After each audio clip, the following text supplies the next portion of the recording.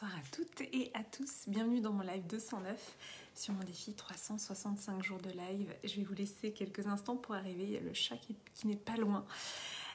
J'espère que vous avez passé une belle journée quand vous êtes là, et si vous êtes là, vous pouvez me faire un petit coucou dans les commentaires, me dire que vous êtes présent. Coucou Astrid. Et comme ça, je peux me connecter à vous parce que je ne vois pas forcément qui est là et qui est présent dans le live. Si vous êtes là en replay, vous pouvez me mettre le hashtag replay. Et si c'est la première fois que vous voyez un de mes lives, vous pouvez me mettre le hashtag ThePositivePlace. Alors ce soir, j'avais envie de vous partager un live en rapport avec ce qu'on vit, puisque c'est la fête d'Halloween. Coucou Astrid, merci pour ton message. Ce soir 31 octobre c'est Halloween, et pour ma part c'est vrai que c'est une fête qui n'avait pas trop de sens jusqu'à ce que je me connecte au sens ancien de cette fête. Peut-être que vous le savez. Coucou Déborah, merci, je te remercie. Oui, justement je vais parler de ça ce soir. Donc moi en tout cas, ce qui m'aide aujourd'hui et depuis 2 ans que j'ai vraiment entamé ce travail, c'est de comprendre dans notre humanité d'où viennent nos fêtes et nos rituels. Et là, en l'occurrence, Halloween, on dit que c'est une fête commerciale américaine, etc. Mais en fait, à la base, ça n'est pas ça. C'est une fête celte, merci Franck, irlandaise, qui a été donc importée par les Irlandais qui ont été très présents aux États-Unis. Donc c'est devenu Halloween.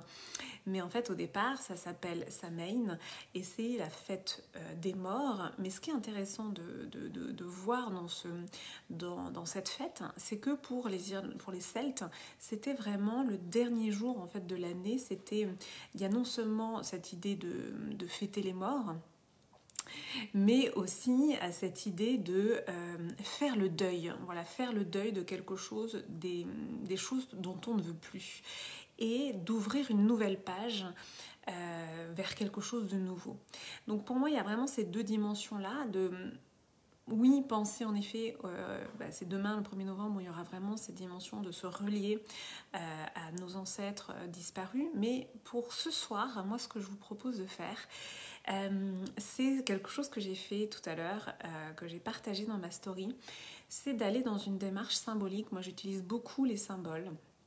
La démarche symbolique, c'est de prendre conscience que on a toute une partie invisible. Je parle souvent de l'intériorité, je parle souvent de ce qui se passe à l'intérieur. Ça peut paraître abstrait, en tout cas.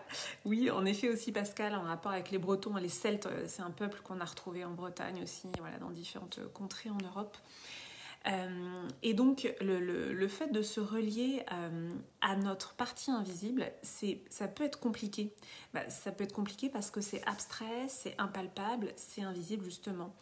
Donc de poser par écrit les choses dont on veut se départir, ça peut être vraiment quelque chose d'intéressant, de vraiment faire cet exercice de matérialiser la partie émotionnelle.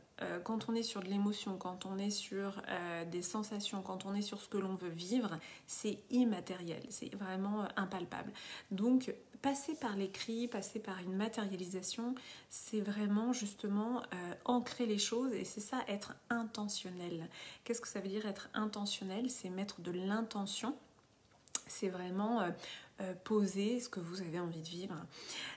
Et donc moi aujourd'hui j'ai écrit, j'ai posé des choses, et notamment j'avais envie de vous partager, parce que dans ces lives j'accepte d'être vulnérable aussi, j'accepte de vous partager des choses. Et j'avais envie de vous partager quelque chose que peut-être, en plus comme ces lives sont sur mon profil public, perso, je sais qu'il y a des hommes qui regardent aussi ces lives. Et il y a quelque chose que peut-être on ne perçoit pas forcément en filigrane dans l'héritage patriarcal que l'on a dans nos sociétés, c'est la peur du masculin. La peur du masculin parce que tout simplement on a été... Moi, en tant que femme, j'ai été confrontée à différentes choses qui n'étaient pas très jolies, en effet, du côté du masculin. Je ne dis pas que c'est évidemment le cas pour tout le monde, pas de généralité. Mais ce que j'ai vraiment compris là ce soir, tout à l'heure en écrivant, et dont j'ai envie de me départir complètement, c'est ce résidu de peur du masculin issu de mon histoire, et qui revient comme ça, comme un mode automatique. On sait que notre inconscient il fonctionne en mode automatique sur beaucoup de choses. Et donc moi, dans tout mon travail que je fais depuis, voilà, j'ai commencé en 2015 vraiment en approfondissant, et ces 2 dernières années, je suis vraiment allée déloger mes programmes inconscients, et c'est ce que je partage dans mes accompagnements. Et bien là, je sais que c'est un programme inconscient. Je sais que c'est quelque chose qui est encore un petit peu en filigrane, qui revient de temps en temps. Et on peut s'apporter beaucoup de compassion pour ça, parce qu'il y a le chat qui fait un petit peu n'importe quoi. On peut s'apporter beaucoup de compassion pour ça, parce que, encore une fois, nous ne sommes pas responsables de ces programmes inconscients. Ils sont là parce qu'on a vécu des choses qui sont ancrées, et ce dont il faut juste prendre conscience, c'est que ça va venir induire des comportements. Merci pour les pouces.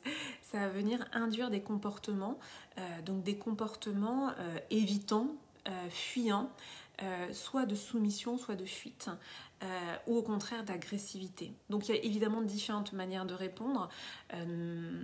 Moi, en tout cas, ce que j'ai identifié là vraiment en écrivant tout à l'heure, c'est de me dire ok, là vraiment je lâche. Je souhaite vraiment poser ce soir, voilà, le 31 octobre, dans cette fête de Samhain, de poser vraiment, se lâcher, j'allais dire, le fait de lâcher complètement ces peurs résiduelles liées au masculin, de m'en libérer vraiment complètement, et de m'ouvrir. Alors on parle vraiment à cette dimension d'amour, parce que l'amour, j'avais fait plusieurs lives à ce sujet, c'est vraiment pas que l'amour romantique. C'est l'amour plus global pour soi, pour l'humanité. Donc c'est quelque chose, c'est un sentiment que l'on ne peut pas déployer si on se sent en insécurité. Donc voilà, moi ce que j'ai déposé ce soir, c'est vraiment cette dimension de lâcher l'insécurité, lâcher les peurs liées au masculin. Déborah, tu me dis merci pour l'idée de la libération des programmes inconscients. Pour moi, c'est rituel ce soir, je vais revoir ma copie. D'accord, super. Voilà, en tout cas pour moi, cette histoire de programme inconscient, c'est vraiment central. Hein. C'est une fois qu'on a compris qu'on a 95% de nos comportements qui sont dirigés par des programmes inconscients, alors ouais, ça donne un petit peu le vertige, on se dit oh là, mais qu'est-ce que ça veut dire? En fait, après, l'étape d'après, c'est d'aller décortiquer, de prendre ce recul par rapport à soi, par rapport à nos comportements, par rapport à... ouais, je dirais, c'est d'aller identifier, par exemple, quand on est en réactivité, quand on se sent mal à l'aise par rapport à une situation. En fait, tout ça, ce sont des indications qui nous permettent de voir, de percevoir.